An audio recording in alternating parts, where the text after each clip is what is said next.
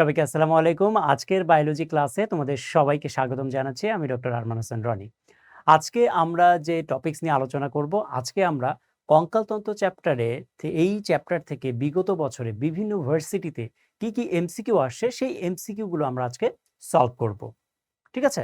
আজকের টপিকসটা very important এবং এই টপিকস থেকে ইনভ্যারিয়েবলি বিভিন্ন ইউনিভার্সিটিতে এই টপিকস থেকে কোশ্চেন এসে থাকে। Very important. আমরা যখন সলভ করব তোমরা দেখতে পাবে যে বিভিন্ন ভার্সিটিতে এই চ্যাপ্টার থেকে কোশ্চেন কম বেশি প্রতি বছরই থাকে। So very important. তাহলে আমরা শুরু করে দেই। তাহলে প্রথম এমসিকিউ হলো, মানবদেহের কোটিদেশীয় অঞ্চলে কশেরুকার সংখ্যা কয়টি? তার মানে তুমি সবসময় লক্ষ্য রাখবে যে অ্যাডমিশন টেস্টে কোশ্চেনগুলো মূলত করা হয় একই টপিকস থেকে, সেম টপিকস থেকে। যেমন এই টপিকসটা হলো যে কোটিদেশীয় অঞ্চলে কশেরুকার সংখ্যা কয়টি? তার মানে কশেরুকার যে প্রকারভেদ, বিভিন্ন রকমের কশেরুকা রয়েছে, এই কশেরুকা কোনটা কয়টা থাকে, এগুলো থেকে কোশ্চেন করা হয়। তাহলে এটার উত্তর কি? এটা আগে আমরা উত্তরটা দেখে নিই। এটার উত্তর হলো 5টি। ওকে, তাহলে অন্যান্য ইনফরমেশনটাও তোমাকে জানতে হবে। তাহলে দেখো অন্যান্য ইনফরমেশন কি? এই কশেরুকাগুলো তোমরা জানো যে মেরুদণ্ড পুরোটাকে বলা হয় মেরুদণ্ড। মেরুদণ্ডের প্রতিটি খণ্ডকে বলা হয় কশেরুকা। এই কশেরুকাগুলোকে অবস্থান অনুযায়ী এগুলোকে বিভিন্ন নামকরণ করা হয়।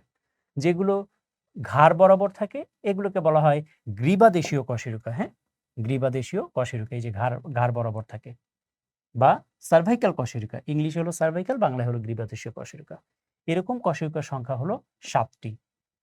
ওকে, বুক বরাবর যে কশেরুকাগুলো থাকে এগুলোকে বলছি আমরা বক্ষদেশীয় কশেরুকা, অথবা ইংলিশে বলা হয় থোরাসিক কশেরুকা। তাহলে থোরাসিক কশেরুকা বা বক্ষদেশীয় কশেরুকা এরকম থাকে হলো 12টি। কোমর বরাবর যে কশেরুকাগুলো থাকে তোমরা দেখতেই পাচ্ছ, এই যে কোমর বরাবর, এই কশেরুকাগুলোকে বলা হয় লাম্বার বা কোটিদেশীয় কশেরুকা, এবং এই লাম্বার বা কোটিদেশীয় কশেরুকার সংখ্যা হলো 5টি।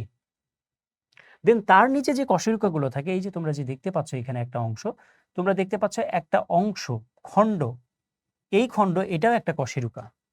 এটাকে বলা হয় স্যাক্রাল বা শ্রোণীদেশীয় কশেরুকা। এর সংখ্যা হলো 1টি।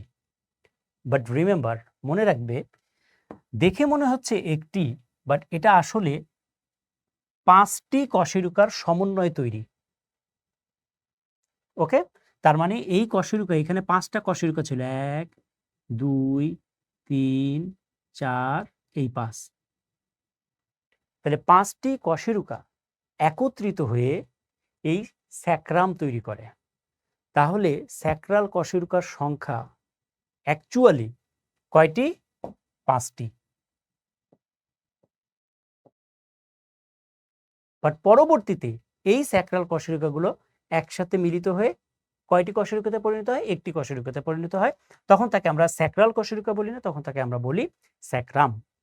ওকে, তাহলে একটি হলে সেটার নাম হলো স্যাক্রাম, আর স্যাক্রাল কশেরুকার সংখ্যা হলো 5টি। ওকে, আচ্ছা। আর বাকি থাকে হলো, দেখো একেবারে নিচের দিকে ছোট্ট এই অংশটা, এই যে এই অংশটুকু, এটাকে বলা হয় কক্কিজিয়াল বা পুচ্ছদেশীয় কশেরুকা। এর সংখ্যা হলো 1টি। বাট মাইন্ড ইট, এটা আসলে দেখতে একটা মনে হচ্ছে, বাট এটা 4টা কশেরুকা নিয়ে তৈরি। 1 2 3 4। তাহলে পুচ্ছদেশীয় কশেরুকার সংখ্যা মূলত হলো 4টি, বাট পরবর্তীতে এই 4টি একসাথে মিলিত হয়ে একটি হয়ে যায়। এই জন্য তখন বলা হচ্ছে পুচ্ছদেশীয় কশেরুকার সংখ্যা হলো 1টি। ওকে, তাহলে এটা আসলে কয়টি? 4টি। তাহলে এভাবে করে তুমি যদি যোগ করো তাহলে কয়টা হবে দেখো তো? 5 5 10, 10 আর 12 কত হয়? 22, 23 24 25 26 27 28 29 30 31 32 33। তাহলে টোটাল কশেরুকার সংখ্যা হলো 33টি। 33টি। কিন্তু যখন বলা হবে পূর্ণবয়স্ক মানুষে কশেরুকার সংখ্যা কয়টি, পরিণত বয়সে কশেরুকার সংখ্যা কয়টি, তখন উত্তর হলো এই যে এগুলো তখন যোগ হবে, এই যে একটি এবং এই একটি, তখন আর 5টা যোগ হবে না, 4 যোগ হবে না, তখন 7 যোগ 12 যোগ 5 যোগ 1 যোগ 1, তাহলে যোগ করলে কত হবে? 26টি। তাহলে পরীক্ষায় যদি কোশ্চেন আসে পরিণত বয়সে পরিণত বয়সে কশেরুকার সংখ্যা কয়টি? উত্তর হলো 26টি। আর যদি পরীক্ষায় কোশ্চেন আসে মানুষের দেহে সর্বমোট কশেরুকার সংখ্যা কয়টি? সর্বমোট কশেরুকার সংখ্যা কয়টি? তখন উত্তর হবে 33টি। বুঝতে পেরেছ? সো পরীক্ষায় পরিণত বয়সে বলছে নাকি সর্বমোটের কথা বলছে, এই জিনিসটা লক্ষ্য করবে। তাহলে এখানে যে মানটা দেয়া আছে 26টি, এটা কিসের মান? এটা হলো পরিণত বয়স। তাহলে পরিণত বয়সে মেরুদণ্ডে কশেরুকার সংখ্যা হলো 26টি। বুঝতে পেরেছ? Very very important. সার্ভাইকাল কশেরুকার সংখ্যা কয়টি? থোরাসিকের সংখ্যা কয়টি? কোটিদেশীয় সংখ্যা কয়টি? এই জায়গাটা থেকে প্রতি বছর ভেরি ভেরি ইম্পর্টেন্ট কোশ্চেন এসে থাকে। তাহলে এটা খুব বেশি ইম্পর্টেন্ট, মনে রাখবে। ওকে, আচ্ছা, পরের কোশ্চেন দেখো। প্রতি বছর কেন বললাম? ঢাকা ভার্সিটি 20 সালে আসছে, ওই জায়গা থেকে এই কোশ্চেনটা দেখো। আর একটা কোশ্চেন 19 সালে আসছে, তারপর হলো 17 সালে আসছে ইসলামিক ইউনিভার্সিটিতে, হ্যাঁ, একই জায়গা থেকে। তাহলে কোশ্চেনটা কি দেখো? মানব দেশের সার্ভাইকাল কশেরুকার সংখ্যা কয়টি? সার্ভাইকাল মানে কি? গ্রীবাদেশীয়। তাহলে মানব দেহে গ্রীবাদেশীয় কশেরুকার সংখ্যা কয়টি? তাহলে আমরা পারবো, আমরা একটু আগেই যেটা সলভ করেছি। ওকে, ভেরি ভেরি ইম্পর্টেন্ট। তাহলে দেখো ওই একই কথা। তাহলে গ্রীবাদেশীয় কশেরুকার সংখ্যা হলো 7টি। সো এটা ভেরি ভেরি মাইন্ডেড। এটা হলো ইনফিনিটি স্টার। এটা তোমাদের জন্য ইনফিনিটি স্টার। এই জিনিসটা, এটা তুমি যদি খুব ভালো করে পড়তে পারো, এখান থেকে পরীক্ষায় কোশ্চেন যদি করে এই কঙ্কাল চ্যাপ্টার থেকে, এখান থেকে তুমি কোশ্চেন কমন পাবে। ঠিক আছে? ওকে, পরের প্রশ্ন, করটির সর্ববৃহৎ অস্থির নাম কি? করটি মানে হলো তোমার গলাটা, ধরো আমি কেটে দিলাম, কেটে তোমার মুন্ডুটা নিয়ে যদি আমি ঝুলাই, তাহলে এই পুরো অংশটাকে বলা হয় করটি। তার মানে তোমার মাথা আর মুখ, এই পুরো জিনিসটাকে বলা হয় করটি।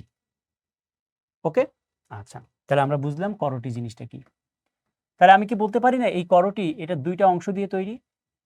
একটা হলো মাথার কিছু হাড্ডি আর মুখের কিছু হাড্ডি, রাইট? তাহলে মাথার যে হাড়গুলো রয়েছে এগুলোকে বলা হয় করটিকা, করটিকা।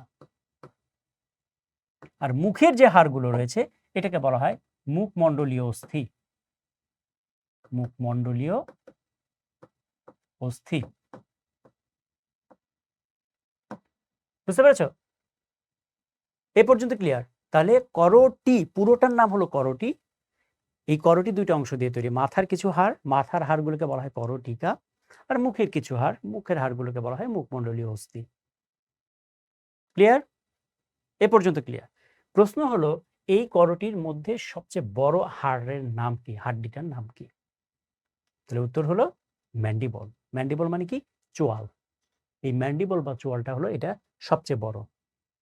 অন্য যে হাড়গুলোর নাম দেখছো এগুলো সব হাড়ের নাম, হাইওয়েড, রামাস, হ্যাঁ, ম্যাক্সিলা, এগুলো সব হাড়ের নাম।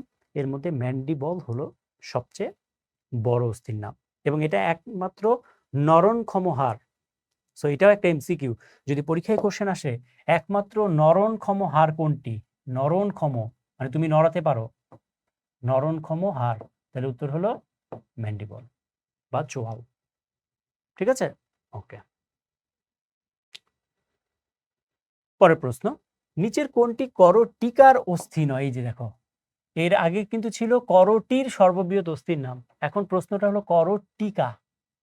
টিকা মানে বুঝবে শুধুমাত্র মাথার অস্থি। তাহলে নিচের কোনটি করটিকার অস্থি নয়? তার মানে মাথার অস্থি নয় কোনটি? বুঝতে পেরেছ না? বুঝো নাই? আচ্ছা, এখন করটিকার তাহলে অস্থি কি কি রয়েছে সেটা আমরা দেখি। আচ্ছা, তাহলে ল্যাক্রিমাল অস্থি এটা করটিকার অস্থি নয়। তাহলে করটিকার অস্থিগুলো তোমাকে জানতে হবে। করটিকার অস্থি রয়েছে 8টা। তাহলে করটিকার অস্থির সংখ্যা কয়টি? 8টি। আর মুখমণ্ডলীয় অস্থির সংখ্যা কয়টি? 14টি।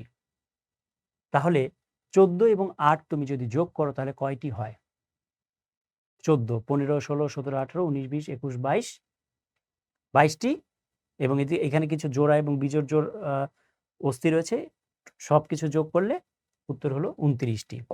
তাহলে করটির অস্থি হলো 29টি। করটির অস্থি হলো 29টি টোটাল। এর মধ্যে মুখমণ্ডলীয় হলো করটিকা, এর মধ্যে করটিকা, এর মধ্যে করটিকা, করটিকার সংখ্যা হলো 8টি, আর মুখমণ্ডলীয় অস্থির সংখ্যা হলো 14টি। ঠিক আছে, মুখমণ্ডলীয় অস্থির সংখ্যা হলো 14টি, এই টোটাল 29টি। এখন তাহলে করটিকার অস্থি কি কি রয়েছে তোমরা নাম শুনে বুঝতে পারছো, এখানে লিখাই আছে। প্যারাইটাল, এই যে এই অস্থিটার নাম হলো ফ্রন্টাল, এই নীল কালারের অস্থির নাম হলো প্যারাইটাল, এই কমলা কালারের অস্থিটার নাম হলো টেম্পোরাল, সবুজ কালারের অস্থির নাম হলো অক্সিপিটাল, গোলাপি কালারের অস্থির নাম হলো স্ফেনয়েড, আর লাল কালারের অস্থিটার নাম হলো এথময়েড। ওকে, এবং এটা আমরা মনে রাখতে পারি একটা ছন্দ দিয়ে। হ্যাঁ, ছন্দটা হলো ফ্রন্টি পেটে, পেটে অক্সিজেন এলো নিয়ে। ফ্রন্টি পেটে অক্সিজেন এলো নিয়ে, এটা দিয়ে আমরা মনে রাখতে পারি কিভাবে। ফ্রন্টিতে হলো ফ্রন্টাল, পেতে হলো প্যারাইটাল, টেতে হলো টেম্পোরাল,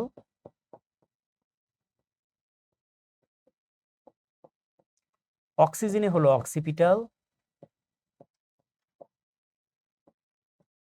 এলোতে হলো এথময়েড,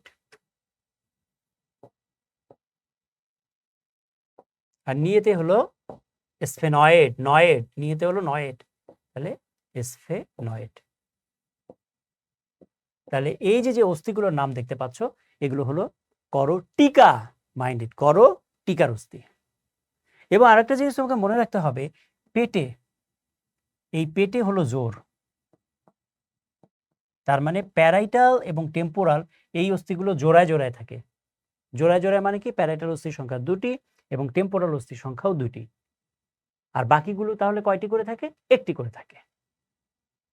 ঠিক আছে, তাহলে দেখো টেম্পোরাল, এথময়েড, অক্সিপিটাল এগুলো সব কি করটিকার অস্থি, তাহলে বাকি যেটা থাকে সেটা করটিকার অস্থি নয়।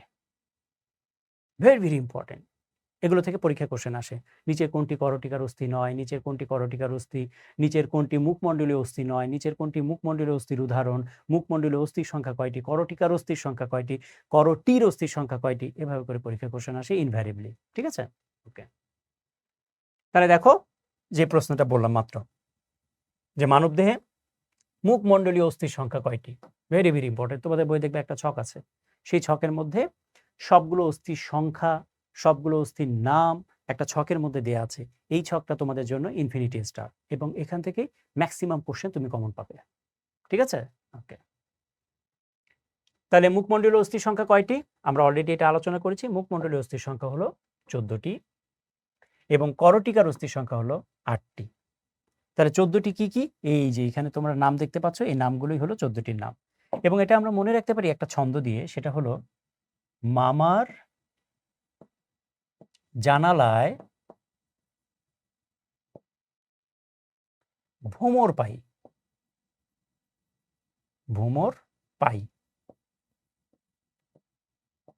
এগুলোর সাথে তুমি এখন মিলাও। মাতে হলো ম্যাক্সিলা, মারতে হলো ম্যান্ডিবল, যাতে হলো জাইগোমেটিক,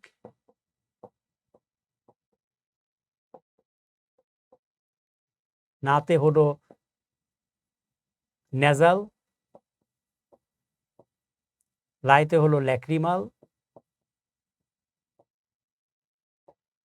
ভোমরে হলো ভোমার, পাইতে হলো প্যালেটাইন,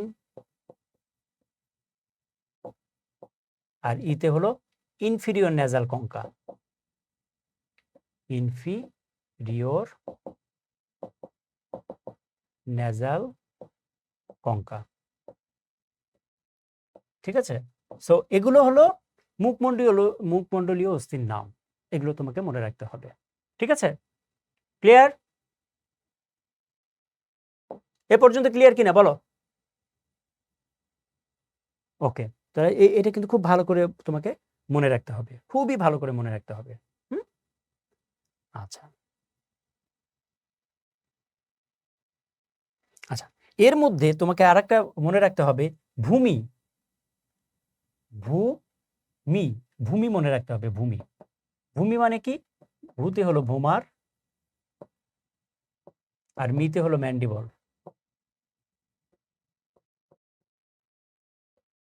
ম্যান্ডিবল এই দুইটা অস্থি হলো মুখমণ্ডলীয় অস্থির ক্ষেত্রে বিজোড়। তাহলে এই দুটো শুধুমাত্র বিজোড়, তার মানে ভোমারের সংখ্যা একটা এবং ম্যান্ডিবলের সংখ্যা একটা।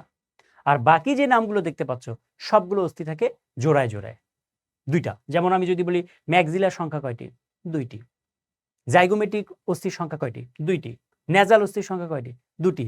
ল্যাক্রিমাল অস্থির সংখ্যা কয়টি? দুটি। বুঝতে পেরেছো? ভেরি ভেরি ইম্পর্টেন্ট কথাগুলো। হ্যাঁ, পরের প্রশ্ন, মানবদেহে বক্ষপিঞ্জরে অস্থির সংখ্যা কয়টি? বক্ষপিঞ্জর কোনটি? বক্ষপিঞ্জর মানে আমাদের বুক। আমাদের বুকের মধ্যে কয়টি অস্থি রয়েছে এবং এই বক্ষপিঞ্জরের ভেতরে দুটো গুরুত্বপূর্ণ অঙ্গ থাকে, একটা হলো তোমার হৃৎপিণ্ড এবং আরেকটা হলো ফুসফুস। ঠিক আছে, আচ্ছা। তাহলে এই বক্ষপিঞ্জরে অস্থি কয়টি থাকে সেটা, তাহলে উত্তর হলো 25টি। কিভাবে দেখো, এই ছবিটা দেখো, এটার নাম কি? এটার নাম হলো স্টারনাম। হ্যাঁ, তাহলে স্টারনাম। স্টারনাম সংখ্যা কয়টি দেখতে পাচ্ছ? স্টারনামের সংখ্যা একটি, রাইট? আচ্ছা, আর এখানে যদি তোমরা দেখতে পাচ্ছ এই যে এই অস্থিগুলোকে বলছি আমরা পরশুকা। এই অস্থিগুলোর নাম হলো পরশুকা এবং প্রতি সাইডে পরশুকার সংখ্যা হলো 12টি। তাহলে এই সাইডে যদি 12টি হয় তাহলে এই সাইডে কয়টি হবে? 12টি। তাহলে যোগ করলে কয়টি হবে? 24টি। তাহলে পরশুকার সংখ্যা টোটাল কয়টি? 24টি, তাই না? উত্তর কি চেয়েছে? উত্তর চেয়েছে বক্ষপিঞ্জরে অস্থির সংখ্যা কয়টি। তাহলে বক্ষপিঞ্জর কি কি হাড় দিয়ে তৈরি? স্টারনাম এবং পরশুকা দিয়ে তৈরি। তাহলে স্টারনামের সংখ্যা একটি আর পরশুকার সংখ্যা হলো 24টি। তাহলে 24 এবং 1 এই দুইটা যোগ করো, কত হয়? 25। তাহলে উত্তর হলো 25। সো এখান থেকে আমরা এই প্রশ্ন করতে পারি যে নিচের কোনটি বক্ষপিঞ্জরের অস্থি নয় বা নিচের কোনটি বক্ষপিঞ্জরের অস্থি। এভাবে একটা প্রশ্ন করতে পারি না? পারি। ঠিক আছে, ওকে। এবং এই পরশুকাগুলোর মধ্যে শেষের দুইটা মানে 11 এবং 12 এই দুইটা পরশুকাকে বলা হয় ভাসমান পরশুকা। ভাসমান পরশুকা। আর এর উপরে যে তিনটা আছে 8, 9 এবং 10 এই তিনটা পরশুকা এরা একসাথে মিলিত হয়ে কোস্টাল আর্চ গঠন করে। কোস্টাল আর্চ গঠন করে। ভেরি ভেরি ইম্পর্টেন্ট পরশুকা সম্পর্কিত, যে কোস্টাল আর্চ কারা কারা গঠন করে। নিচের কোনটি ভাসমান পরশুকা? 11 এবং 12 এগুলো হলো ভাসমান পরশুকা। ভেরি ভেরি ইম্পর্টেন্ট, দেখবে এই কোশ্চেনগুলো বিভিন্ন অ্যাডমিশন টেস্টে এসে থাকে। পরের প্রশ্ন, কোনটি অক্ষীয় কঙ্কাল নয়? তাহলে কঙ্কালকে আমরা এখন ভাগ করব, তাহলে উত্তর কি হবে? উত্তর হলো স্ক্যাপুলা, এটা অক্ষীয় কঙ্কাল না। তাহলে এখন প্রশ্ন হলো অক্ষীয় কঙ্কাল কি উপাঙ্গীয় কঙ্কাল কি, তাই না? আমরা কঙ্কালকে দুই ভাগে ভাগ করতে পারি, একটা হলো অক্ষীয় কঙ্কাল এবং আরেকটা হলো উপাঙ্গীয় কঙ্কাল। তাহলে জিনিসগুলো কি? তোমাকে আমি যদি এই লম্বালম্বি ভাবে কাটি এভাবে করে, তাহলে তুমি ডান এবং বাম দুইটা অংশে ভাগ হয়ে যাবে, রাইট? আচ্ছা, তোমাকে লম্বালম্বি কাটতে গিয়ে যেই হাড়গুলো কাটা পড়বে সেই হাড়গুলোকে বলা হয় অক্ষীয় কঙ্কাল, আর যেই হাড়গুলো কাটা পড়বে না সেগুলোকে বলা হয় উপাঙ্গীয় কঙ্কাল। যেমন ধরো, তোমাকে আমি যদি এভাবে কাটি তাহলে তোমার কি কি হাড় কাটা পড়ে দেখো, মাথার হাড় কাটা পড়বে, মুখের হাড় কাটা পড়বে, বুকের হাড় কাটা পড়বে, রাইট? তাই তো, এবং পিছনের দিকে কি মেরুদণ্ড কাটা পড়বে। তার মানে আমি বলতে পারি মাথা, মুখ, বুক, মেরুদণ্ড এগুলো হলো অক্ষীয় কঙ্কালের উদাহরণ। এগুলো বাদ দিয়ে বাকি যেগুলো রয়েছে সেগুলো হলো উপাঙ্গীয় কঙ্কালের উদাহরণ। যেমন আমি এভাবে যদি কাটি, তোমার হাত কি কাটা পড়বে? আমি তো তোমার হাত কাটছি না, আমি এই বরাবর কাটছি, তাহলে দেখো তোমার হাত কাটা পড়ে না। ইভেন তোমার এই অংশটাও কাটা পড়ে না। এই অংশের মধ্যে কি কি রয়েছে? ক্লাভিকল রয়েছে, পিছনে স্ক্যাপুলা রয়েছে, তাই না? কাটা পড়ে না। আবার তোমার কোমর কি কাটা পড়ে? পড়ে না। তোমার পা কি কাটা পড়ে? আমি যদি লম্বালম্বি ভাবে কাটি, পড়ে না। তার মানে পা, কোমর বা শ্রোণী অস্থিচক্র যেটাকে আমরা বলছি এগুলো, আর স্ক্যাপুলা এবং ক্লাভিকল আর হলো হাফ, এগুলো হলো উপাঙ্গীয় কঙ্কালের উদাহরণ। ঠিক আছে? এর মধ্যে স্ক্যাপুলা এবং ক্লাভিকল এই দুটোকে একসাথে বলা হয় বক্ষ অস্থিচক্র, নট বক্ষপিঞ্জর, বক্ষপিঞ্জর বুক। আর স্ক্যাপুলা এবং ক্লাভিকল এই দুটোকে বলা হয় বক্ষ অস্থিচক্র। ওকে, তাহলে এখন আমাদের সুবিধা হবে। তাহলে দেখো স্ক্যাপুলা, তাহলে এটা কি অক্ষীয় কঙ্কাল? না, এটা কি? এটা উপাঙ্গীয়। আর বাকিগুলো স্টারনাম, ভোমার, এগুলো কি? ভোবার মানে মামার জানালায় ভোমর পাই, তার মানে মুখমণ্ডলীয় অস্থি, তাহলে এটাও অক্ষীয় কঙ্কাল, এটাও অক্ষীয় কঙ্কাল। ইনকাস, এটা কানের মধ্যে থাকে, ম্যালিয়াস ইনকাস স্টিফিস, তাহলে এটাও অক্ষীয় কঙ্কাল। ঠিক আছে? ওকে, তাহলে দেখো সেই কথাগুলোই বলেছে। উপাঙ্গীয় কঙ্কাল এরকম থাকে হলো 126টি। ঠিক আছে? আর অক্ষীয় কঙ্কাল থাকে 80টি। ওকে, এই হলো টোটাল 206টি হাড়। বুঝতে পেরেছো? তাহলে মানুষের মোট সর্বমোট হাড়ের সংখ্যা কয়টি? অক্ষীয় কঙ্কাল হলো 80টি, অক্ষীয় কঙ্কাল হলো 80টি, আর উপাঙ্গীয় হলো 126টি। উপাঙ্গীয় 126টি, তাহলে যোগ করো, কত হয়? 206টি। তাহলে পূর্ণবয়স্ক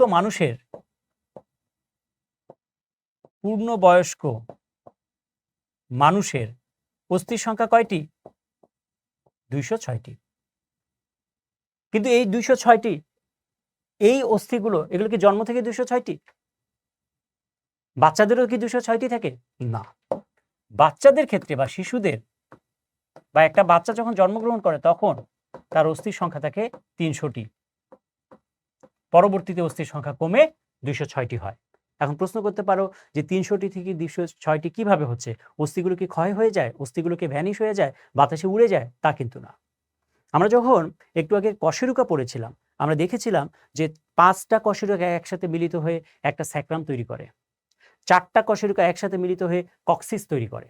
তার মানে এই অস্থিগুলো, বাচ্চাদের যে 300টা অস্থি থাকে, এগুলো পরবর্তীতে জোড়া লেগে লেগে একটা একটা করে অস্থিতে পরিণত হয়। এই জন্য অস্থির সংখ্যা কমে 206টি হয়। সো পরীক্ষায় যদি প্রশ্ন আসে যে শিশুদের অস্থির সংখ্যা কয়টি, উত্তর হবে 300টি। আর পূর্ণবয়স্ক মানুষের অস্থির সংখ্যা কয়টি, উত্তর হলো 206টি। আশা করি তোমরা জিনিসগুলো ক্লিয়ার হয়েছে। পরের প্রশ্ন, মানবদেহে করোটির অস্থির সংখ্যা কয়টি? করোটি, টিকা না কিন্তু। তাহলে করোটি কি কি দিয়ে তৈরি? করোটিকা এবং মুখমণ্ডলীয় অস্থি, এই দুটো অংশ দিয়ে তৈরি। এবং আমরা বলেছিলাম করোটিকার অস্থি হলো 7টি, না 8টি। করোটিকা মানে মাথার অস্থি হলো 8টি, আর মুখমণ্ডলীয় অস্থির সংখ্যা হলো 14টি। তাহলে যোগ করো, এখন 8 এবং 14 যোগ করো, তাহলে যেটা হয় সেটাই। এবং এর মধ্যে জোড়া কোনগুলো আছে, বিজোড় কোনগুলো আছে, সব মিলে যোগ করো, তাহলে যোগ করলে হয় 29টি। তাহলে উত্তর হলো 29টি। ঠিক আছে? তাহলে এই যে এইখানে যা দেখতে পাচ্ছ, এই সব অস্থিগুলোকে বলা হচ্ছে একসাথে করোটির অস্থি। করোটির অস্থি পুরোটা মিলেই হলো করোটির অস্থি। ঠিক আছে? সো তুমি দেখো, লক্ষ্য করো কথাগুলো, মানে এই একই টাইপের কোশ্চেন, কোনটার অস্থির সংখ্যা কয়টি, কোনটা অস্থির নাম কি, এগুলো ঘুরে ফিরে একই টাইপের কোশ্চেনই ঘুরে ফিরে আসছে, তাই না? ওকে, পরের প্রশ্ন, পুচ্ছদেশীয় কশেরুকার নাম কি? আমরা যেটা একটু আগে বলেছিলাম যে 4টি পুচ্ছদেশীয় কশেরুকা একসাথে মিলিত হয়, মিলিত হয়ে কি তৈরি করে? ভেরি গুড, কক্কিস তৈরি করে। ঠিক আছে?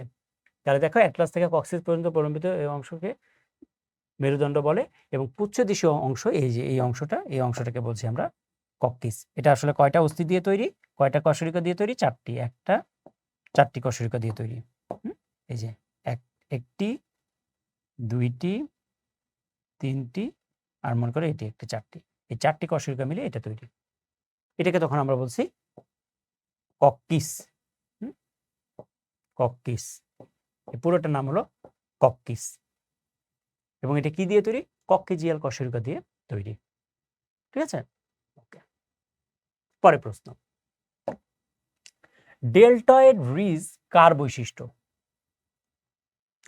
আমরা যখন অস্থিগুলো পড়বো, তোমাদের ক্লাসে যখন আমরা পড়াবো, দেখবে যে অস্থিগুলোর মধ্যে এক একটা অস্থির মধ্যে আবার বিভিন্ন রকমের অংশ রয়েছে, বিভিন্ন রকমের অংশ, এবং এই অংশগুলোর নাম তোমাকে একটু মনে রাখতে হবে। তো এরকম একটা অংশের নাম হলো ডেল্টয়েড রিজ। এটা কোথায় থাকে বা কোন অস্থির মধ্যে থাকে? উত্তর হলো হিউমেরাস। তাহলে কোন অংশটা? দেখো, এটা হলো একটা হিউমেরাস। এই হিউমেরাসে তোমরা যে এই যে এখানে একটা কি বলবো যে একটু উঁচু অংশ দেখতে পাচ্ছ না, এই যে একটু উঁচু, এই উঁচু অংশটার নামই হলো, এই অংশটুকুর নামই হলো ডেল্টয়েড রিজ। তাহলে ডেল্টয়েড রিজ কোথায় থাকে? সহজে বোঝা যাচ্ছে, ডেল্টয়েড রিজ থাকে হিউমেরাস। এই অস্থিটার নাম কিন্তু হিউমেরাস। ওকে, এছাড়া আরো অনেক নাম আছে, তোমরা যখন মেডিকেলে পড়বে, কেউ যদি মেডিকেলে পড়ো, মেডিকেলে এগুলো ডিটেলস অনেক আলোচনা আছে। এই অংশটার নাম কি, এই অংশটার নাম কি, হ্যাঁ, যেমন গ্রেটার টিউবারকল, এই অংশটার নাম হলো গ্রেটার টিউবারকল। ওকে, তারপরে এই অংশটার নাম হলো লেসার টিউবারকল। বুঝতে পেরেছো? সো গ্রেটার টিউবারকল কোথায় পাওয়া যায়? হিউমেরাসে পাওয়া যায়। লেসার টিউবারকল কোথায় পাওয়া যায়? হিউমেরাসে পাওয়া যায়। তারপর ধরো এই যে তোমার এপিকন্ডাইল, এই অংশটার নাম হলো মিডিয়াল এপিকন্ডাইল, এটার নাম হলো ল্যাটারাল এপিকন্ডাইল, এই জিনিসটার নাম হলো এপিকন্ডাইল। ঠিক আছে? তবে যে করোনয়েড ফসা, এই অংশটার নাম হলো করোনয়েড ফসা। ফসা মানে গর্ত, এই গর্তটার নাম হলো করোনয়েড ফসা। আর এই অংশটার নাম হলো রেডিয়াল ফসা। তাহলে পরীক্ষায় কোশ্চেন যদি আসে করোনয়েড ফসা কোথায় পাওয়া যায়? উত্তর হলো হিউমেরাসে পাওয়া যায়। রেডিয়াল ফসা কোথায় পাওয়া যায়? উত্তর হলো হিউমেরাসে পাওয়া যায়। ঠিক আছে? তারপর দেখো, এই যে এই অংশটার নাম হলো সার্জিক্যাল নেক, এই যে, বা সার্জিক্যাল গ্রিবা, এটার নাম হলো অ্যানাটমিক্যাল গ্রিবা। সো পরীক্ষায় এটাও কোশ্চেন আসে, সার্জিক্যাল গ্রিবা কোথায় পাওয়া যায়? উত্তর হলো হিউমেরাসে। অ্যানাটমিক্যাল গ্রিবা কোথায় পাওয়া যায়? উত্তর হলো হিউমেরাসে। ঠিক আছে? ওকে, পরের প্রশ্ন, হাঁটুর টুপি নামে পরিচিত অস্থিকে কি বলে? আমরা জানি যে আমাদের হাঁটুর মধ্যে একটা অস্থি রয়েছে, ছোট্ট একটা অস্থি। ঠিক আছে? তাহলে এই অস্থিটার নাম কি? সো তোমরা সবাই জানো, এটার নাম হলো প্যাটেলা, তাই না? তাহলে এটা হলো ফিমার, এই অস্থিটার নাম হলো ফিমার।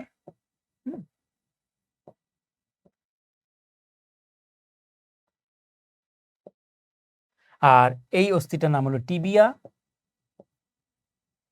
এই অস্থিটার নাম হলো ফিবুলা।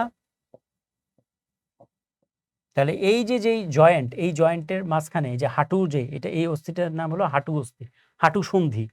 এই অস্থিটার মধ্যে দেখো, এই যে যে গোল অস্থিটা দেখতে পাচ্ছ, এটার নামই হলো প্যাটেলা।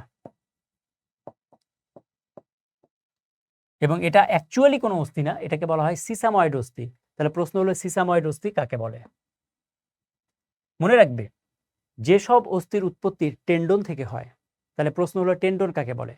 যেই অংশটা অস্থিকে পেশির সাথে যুক্ত রাখে তাকে বলা হয় টেন্ডন। তাহলে যেসব অস্থির উৎপত্তি টেন্ডন থেকে, সেই অস্থিগুলোকে বলা হয় সিসাময়েড অস্থি। তাহলে প্যাটেলা একটি সিসাময়েড অস্থি। কেন? কারণ প্যাটেলার উৎপত্তি কোথা থেকে? টেন্ডন থেকে। টেন্ডন থেকে, এই জন্য প্যাটেলাকে বলা হয় সিসাময়েড অস্থি। সো এটা কোশ্চেন এভাবে আসতে পারে, নিচের কোনটি সিসাময়েড অস্থির উদাহরণ? তাহলে উত্তর কি হবে? প্যাটেলা। ঠিক আছে? পরের প্রশ্ন, কোনটি করটিকার জোড়া অস্থি নয়? করটিকার জোড়া অস্থি, করটিকা মানে কি? মাথা। তাহলে মাথার জোড়া অস্থি নয়, জোড়া অস্থি নয় মানে কি? বিজোড় অস্থি। তাহলে কোনটা বিজোড় অস্থি? তাই তো, বিজোড়। তাহলে আমি মনে রাখার জন্য কি বলেছিলাম, মনে আছে? ওকে, তাহলে দেখো, একক অস্থি মানে বিজোড় অস্থি হলো এই যে অক্সিপিটাল, স্ফেনয়েড, স্ফেনয়েড, এথময়েড, এগুলো। আর মুখমণ্ডলীয় একক অস্থি হলো ম্যান্ডিবল, ভোমার। তাহলে করটিকার মধ্যে জোড়া অস্থি কি ছিল? করটিকার জোড়া অস্থি, করটিকার জোড়া অস্থি মনে আছে তোমাদের? করটিকা, করটিকার জোড়া অস্থি কোনটি? ছন্দটা কি মনে আছে তোমাদের? পেটে, তাই না? পেটে, পেটে। তাহলে পেতে হলো প্যারাইটাল,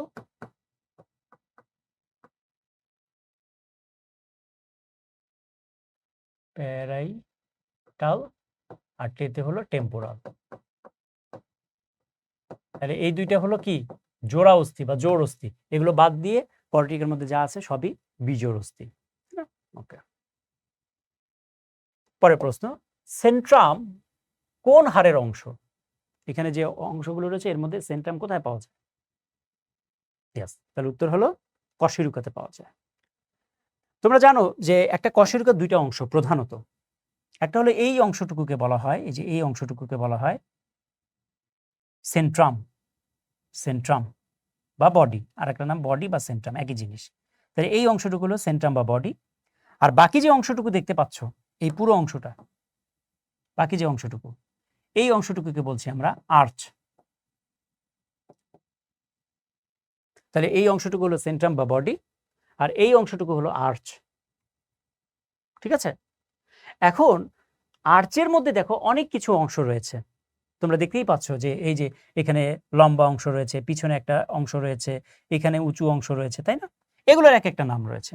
যেমন এই অংশটার নাম হলো ট্রান্সভার্স প্রসেস, এই অংশটার নাম হলো ট্রান্সভার্স প্রসেস। ওকে, পিছনে যে অংশটা দেখতে পাচ্ছ, এই যে এই অংশটার নাম হলো স্পাইনাস প্রসেস।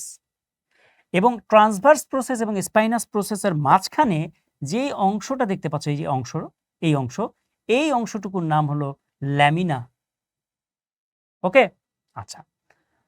তারপরে দেখো এই যে এখানে যে অংশটা দেখতে পাচ্ছ, এটার নাম হলো সুপিরিয়র আর্টিকুলার প্রসেস, এটার নাম হলো সুপিরিয়র আর্টিকুলার প্রসেস। ওকে, তারপরে এই অংশটার নাম, এই যে এই মাঝখানে যে অংশটা দেখতে পাচ্ছ, এই অংশটার নাম হলো পেডিকল। তাহলে এগুলো সব কার অংশ? আর্চের অংশ। ঠিক আছে, পরের প্রশ্ন, টার্সাল অস্থি কোথায় পাওয়া যায়? কার্পাল অস্থি, টার্সাল অস্থি তোমরা পড়বে। তাহলে উত্তর হলো পায়ে পাওয়া যায়। তাহলে এই যে আমরা যে পায়ের কথা বলছি, তাহলে পায়ের অস্থি বা পা, মানে পায়ে কি কি অস্থি রয়েছে? এই অস্থিটার নাম কি? ফিমার, তাই না? এই অস্থিটার নাম কি? প্যাটেলা। তারপরে এই অস্থিটার নাম কি? চিকন, এটার নাম হলো ফিবুলা। আর এই যে বড় যে অস্থিটা দেখতে পাচ্ছ, যে এই অস্থিটা, এটার নাম কি? টিবিয়া। রাইট, আচ্ছা। এরপরে এই যে এখানে যে অস্থিটা দেখতে পাচ্ছ, এই অস্থিটুকু, এটার নাম হলো টার্সাল। দেন হলো মেটাটার্সাল, এই যে লম্বা লম্বা যেগুলো আছে, এগুলো হলো মেটাটার্সাল। মেটাটার্সাল, আর একেবারে ছোট ছোট যেগুলো আছে নিচে, ছোট্ট ছোট্ট, এগুলোকে বলা হয় ফ্যালাঞ্জেস। একইভাবে আমাদের কবজিতে যে অস্থি থাকে, সেগুলোকে বলা হয় কার্পাল অস্থি, নট টার্সাল। দেন এখানে যে অস্থিগুলো থাকে, 5টা অস্থি থাকে, এগুলোকে বলা হয় মেটা কার্পাল। আর এই যে আঙ্গুলে যে অস্থিগুলো থাকে, এই আঙ্গুলের অস্থিগুলোকে বলা হয় ফ্যালাঞ্জেস। এবং মনে রাখবে, ফ্যালাঞ্জেসের সংখ্যা 14টি করে। হাতের ফ্যালাঞ্জেসের সংখ্যাও 14টি, পায়ে ফ্যালাঞ্জেসের সংখ্যাও 14টি। ঠিক আছে, ওকে। তাহলে টার্সাল অস্থি পাওয়া যায় হলো পায়ে। এবং তোমাদের এটাও মনে রাখতে হবে, এই যে টার্সাল অস্থি, এই টার্সাল অস্থির সংখ্যা কয়টি? কার্পাল অস্থির সংখ্যা, এই যে এখানে কার্পাল অস্থির সংখ্যা হলো 8টি, আর টার্সাল অস্থির সংখ্যা হলো 7টি। এবং এই 7টি অস্থির নাম তোমাদেরকে জানতে হবে, এই যে নামগুলো থেকেও পরীক্ষায় কোশ্চেন আসে। নিচের কোনটি টার্সাল অস্থির উদাহরণ? এভাবে করে শুধু টার্সাল অস্থি জানলেও হবে না, তোমাকে এর পাশাপাশি জানতে হবে কার্পাল অস্থির নাম। কার্পাল অস্থির সংখ্যা হলো 8টি, এটার নাম কি কি রয়েছে, এই নাম সহ তোমাদেরকে জানতে হবে। Very very important. আমরা যখন ক্লাস শুরু করব, তখন এগুলো আমরা আরো ডিটেলসে আলোচনা করব। ওকে, পরের প্রশ্ন, গ্লেনয়েড গহ্বর কোথায় থাকে? গহ্বর মানে গর্ত, গ্লেনয়েড, গহ্বরটার নাম হলো গ্লেনয়েড গহ্বর। কোথায় পাওয়া যায়? উত্তর হলো স্ক্যাপুলায় পাওয়া যায়। ঠিক আছে, তাহলে আমরা একটু দেখি। এই যে দেখো, এই জিনিসটা হলো স্ক্যাপুলা, এই হাড়ের নাম হলো স্ক্যাপুলা। এই স্ক্যাপুলার মধ্যে দেখো, এখানে একটা গর্ত টাইপের জিনিস দেখতে পাচ্ছ তোমরা। এই গর্ত টাইপের জিনিসটার নামই হলো গ্লেনয়েড গহ্বর, গ্লেনয়েড। আর এই হাড়ের নাম হলো হিউমেরাস। এবং এই হিউমেরাসের এই অংশটার নাম হলো, এই যে গোল, এই অংশটার নাম হলো মাথা। তাই হিউমেরাসের মস্তক। তাহলে আমি যদি তোমাদেরকে প্রশ্ন করি, গ্লেনয়েড গহ্বরে কি সংযুক্ত থাকে, উত্তর কি হবে? হিউমেরাসের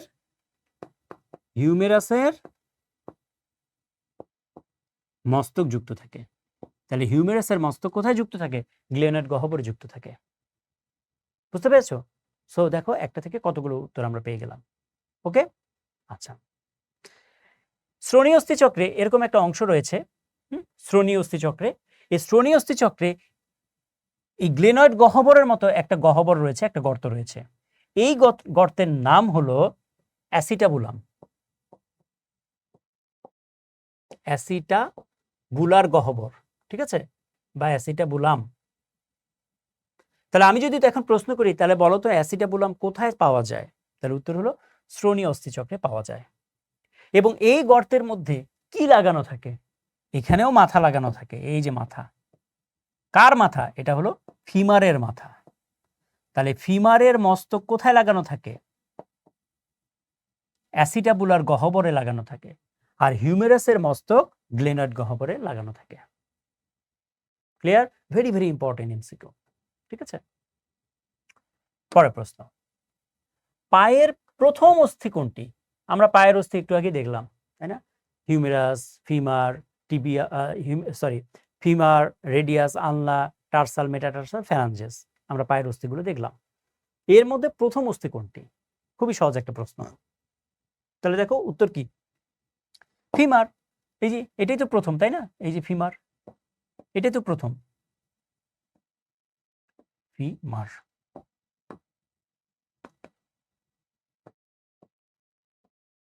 তাই তো, এই যে ফিমার। আর বাকিগুলো এগুলো তো দ্বিতীয় অস্থি, তৃতীয় অস্থি, এরকম জিনিসগুলো। পরের প্রশ্ন, কোনটি পায়ের অস্থির অংশ নয়? তাহলে ওই আগের প্রশ্নটি বিভিন্ন ভার্সন। তাহলে পারবো এখন আশা করি। আচ্ছা, তাহলে আলনা, কারণ আমরা অলরেডি বলেছি যে পায়ের অস্থিগুলোর নাম কি কি। এটার নাম হলো ফিমার, তাই না? এটার নাম হলো ফিবুলা, এটার নাম হলো টিবিয়া, তারপর হলো টার্সাল, মেটাটার্সাল, ফ্যালাঞ্জেস, রাইট? তাহলে এগুলো বাদ দিয়ে থাকে কি? আলনা। তাহলে আলনা কিসের অস্থি? হাতের অস্থি। আলনা হলো হাতের অস্থি। ঠিক আছে, পরের প্রশ্ন, মানব শিশু জন্মের সময় কতটি অস্থি থাকে? তাহলে দেখো এটা অলরেডি কিন্তু আমি আলোচনা করেছি। জন্মের সময় কতটি অস্থি থাকে? নর্মালি আমরা জানি মানুষের 206টি হাড় থাকে। তাহলে জন্মের সময় কয়টা থাকে? ভেরি গুড, এখন পারবে তোমরা। তাহলে দেখো, মানব শিশু জন্মের সময় দেহে প্রায় 300টি অস্থি থাকে, তবে পরিণত বয়সে 206টি অস্থি থাকে। কিভাবে 206টি অস্থি থাকে সেটা অলরেডি আমি আলোচনা করেছি, তাই না? ওকে, পরের প্রশ্ন, টেন্ডন কোথায় পাওয়া যায়? টেন্ডন কোথায় দেখা যায়? টেন্ডন, তাহলে টেন্ডনের কাকে বলে? পেশিকে অস্থির সাথে যুক্ত রাখে যে জিনিসটা, তাকে বলা হয় টেন্ডন। এটা আর একটা নাম আছে, বাংলা নাম। আর একটা বাংলা নাম আছে, সেটার নাম হলো কন্ডোরা। কন্ডোরা বা টেন্ডন। তাহলে কোথায় পাবো? ইয়েস, এখন তোমরা পাবে ঐচ্ছিক পেশিতে। তাহলে দেখো, এটা হলো একটা পেশি, এটা একটা পেশি, ঐচ্ছিক পেশি, ঐচ্ছিক পেশি। আর এটা হলো হাড়। তাহলে এই যে ঐচ্ছিক পেশি যে হাড়ের সাথে যুক্ত থাকবে, সরাসরি পেশি এই হাড়ের সাথে যুক্ত থাকে না। কার মাধ্যমে থাকে? এই দেখো, এখানে একটা সাদা অংশ তোমরা দেখতে পাচ্ছ, এই যে সাদা অংশ, এই সাদা অংশটার নামই হলো টেন্ডন।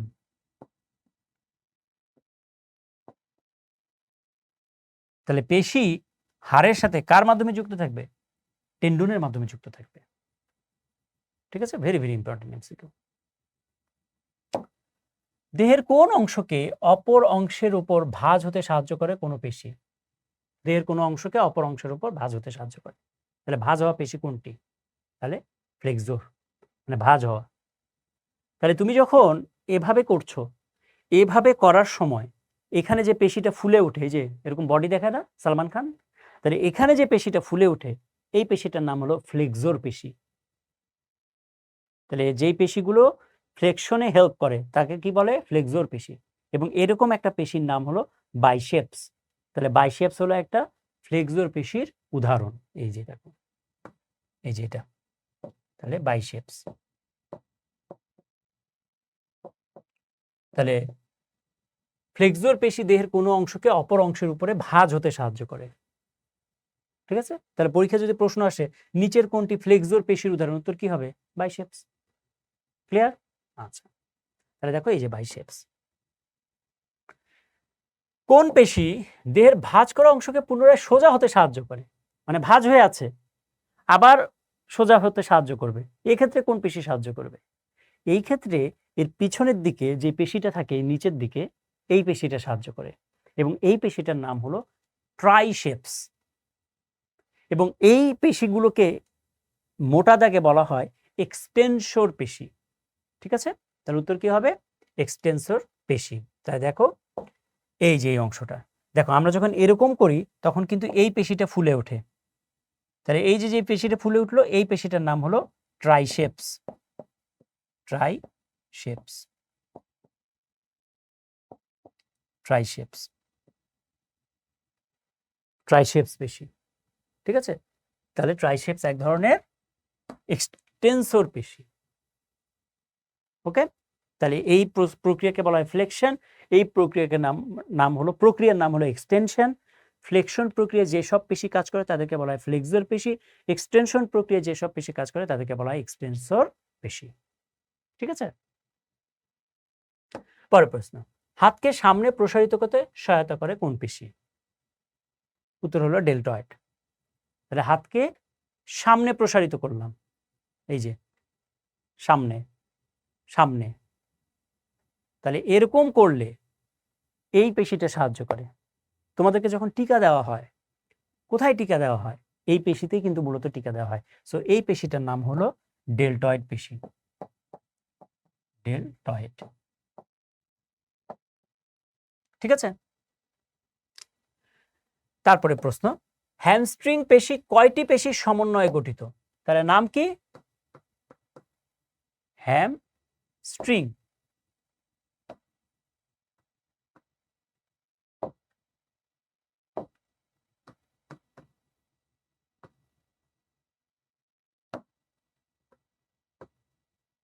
এই তো হ্যামস্ট্রিং পেশি।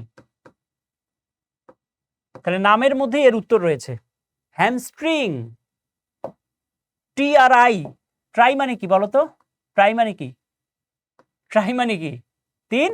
তাহলে কয়টি পেশির সমন্বয়ে গঠিত? 3টি পেশির সমন্বয়ে গঠিত। প্রশ্নে এর উত্তর রয়েছে। ঠিক আছে, তাহলে কি কি দেখো, এই যে এখানে যে পেশিগুলো লেখা আছে, এই যে বাইসেপস ফিমোরিস, এই পেশিটার নাম হলো বাইসেপস ফিমোরিস। এই পেশিটুকুর নাম বাইসেপস ফিমোরিস। তারপরে হলো এই যে মাঝখানে যে পেশিটা, এই পেশিটার নাম হলো সেমিটেন্ডিনোসাস। আর এরপরে যে পেশিটা রয়েছে এর নাম হলো সেমি মেমব্রেনোসাস। এই 3টা পেশিকে একসাথে বলা হয় হ্যামস্ট্রিং পেশি। সো পরীক্ষায় এভাবে কোশ্চেন আসতে পারে, নিচের কোনটি হ্যামস্ট্রিং পেশির উদাহরণ, বা নিচের কোনটি হ্যামস্ট্রিং পেশির উদাহরণ নয়। আশা করি এখন তোমরা উত্তর দিতে পারবে। পেশি সংকোচনের জন্য নিচের কোন আয়নটি অত্যাবশ্যকীয়? আমাদের যে পেশি সংকুচিত হয়, এই সংকোচনের জন্য কোন আয়নটা দরকার হয়? তাহলে উত্তর হলো ক্যালসিয়াম। সো এটা একটা এমসিকিউ টাইপের জিনিস, এটা একটু মনে রাখতে হবে। পরের প্রশ্ন, দুই কশেরুকার মাঝের তরুণাস্থি কি ধরনের? দুইটা কশেরুকা, আমরা একটু আগে দেখেছিলাম কশেরুকা গুলো। হ্যাঁ, মনে করো এটা একটা কশেরুকা, এটা আর একটা কশেরুকা, মনে করো। হ্যাঁ,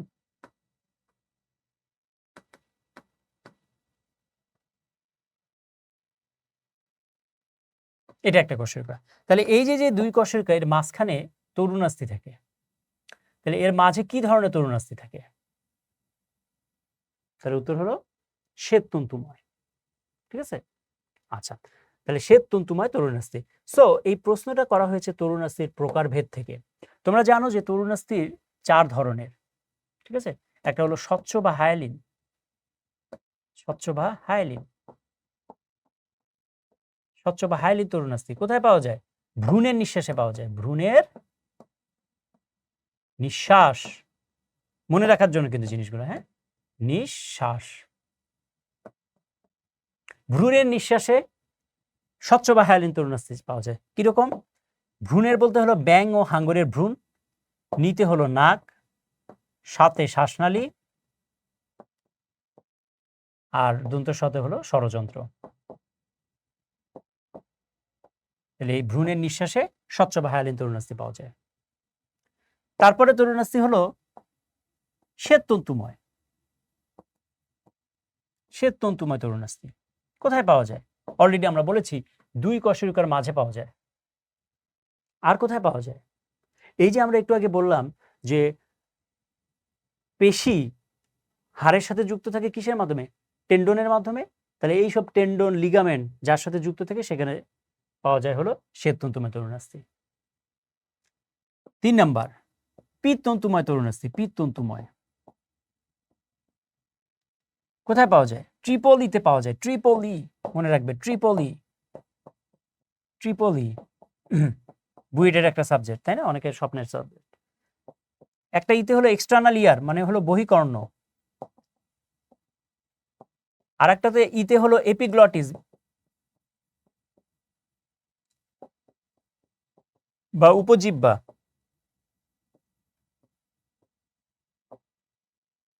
ঠিক আছে?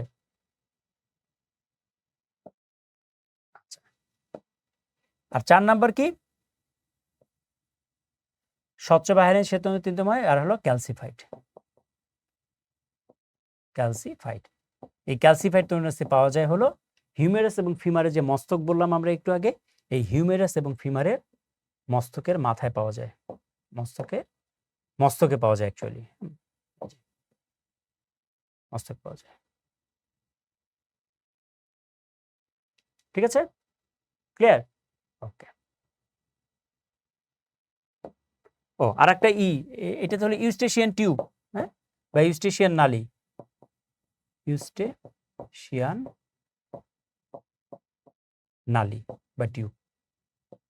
ওকে, এই তিনটে জায়গায় পাওয়া যায় হলো পিত্তন্তময়। Very very important, very very important. এই তরুণাস্থিগুলোর প্রকারভেদ উইথ উদাহরণ বিভিন্ন পরীক্ষায় কোশ্চেন এসে থাকে। ওকে, আচ্ছা, পরের প্রশ্ন, হ্যাবার্সিয়ান নালী কোথায় থাকে? তোমরা জানো যে অস্থি দুই ধরনের, একটা হলো নিরেট অস্থি এবং আরেকটা হলো স্পঞ্জি অস্থি। একটা শক্ত অস্থি আর একটা নরম অস্থি। তাহলে হ্যাবার্সিয়ান তন্ত্র এই কোন ধরনের অস্থির মধ্যে পাওয়া যায়? তাহলে উত্তর হলো নিরেট অস্থি বা শক্ত অস্থিগুলোর মধ্যে, তাই না? আচ্ছা, তাহলে হ্যাবার্সিয়ান তন্ত্র জিনিসটা কি? হ্যাবার্সিয়ান তন্ত্র কতগুলো জিনিস দিয়ে তৈরি, কি কি? একটা হলো ল্যামেলা, ল্যামেলি, ল্যাকুনা, ক্যানালিকুলি,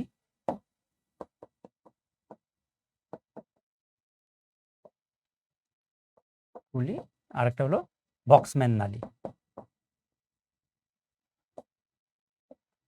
বক্সম্যান নালী, তাই না? তাহলে এই চারটা জিনিস দিয়ে কি তৈরি? হ্যাবার্সিয়ান তন্ত্র তৈরি। এই চারটা জিনিস দিয়ে হ্যাবার্সিয়ান তন্ত্র তৈরি। হ্যাবার্সিয়ান তন্ত্র, ঠিক আছে? হ্যাবার্সিয়ান তন্ত্র, এর মধ্যে এই যে ল্যামিলা মানে হলো এই যে তোমার এরকম গোল গোল গোল গোল থাকে, তাই না? ল্যামিলি, স্তরগুলোকে বলা হয় ল্যামিলি, হ্যাঁ। এবং এর মধ্যে যে গহ্বর থাকে, এই গহ্বরগুলোকে বলা হয় ল্যাকুনা। গহ্বরের নাম হলো ল্যাকুনা, ঠিক আছে? বিভিন্ন যে গহ্বর, এই গহ্বরগুলোর নাম হলো ল্যাকুনা। গহ্বরগুলোর নাম ল্যাকুনা। তারপর থাকলে হলো ক্যানালিকুলি, এরা পরস্পরের সাথে যুক্ত থাকে, ক্যানালিকুলি। এগুলো আমরা যখন ক্লাস শুরু করব তখন আমরা এগুলো ডিটেলসে আলোচনা করব, ঠিক আছে? So very very important. So নিচের কোনটি হ্যাবার্সিয়ান তন্ত্রের অংশ বা অংশ নয়?